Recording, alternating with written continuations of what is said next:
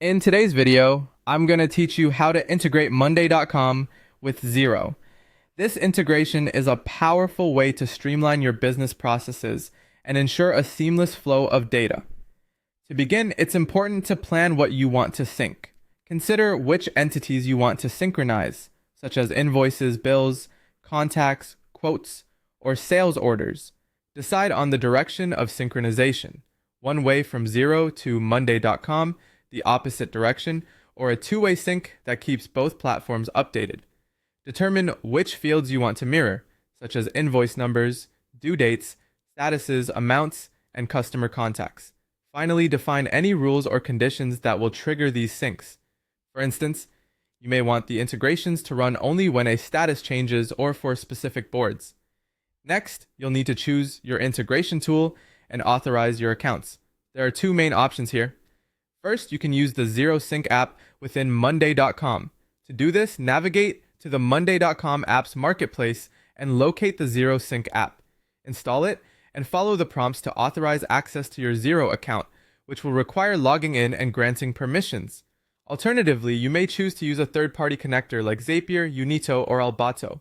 If you opt for this route, sign up or log into the connector tool, add Monday.com and Xero as connected apps, and authorize them using API credentials or OAuth. Once your accounts are connected, you'll need to create or configure your workflow or sync. If you're using the Xero Sync tool in Monday.com, start by mapping the relevant boards to Xero objects, carefully choosing which board columns correspond to which Xero fields, like mapping an item in Monday.com to an invoice in Xero. If you're using a tool like Zapier, set up your workflow by selecting a trigger, such as the creation of a new item or a status column change in Monday.com.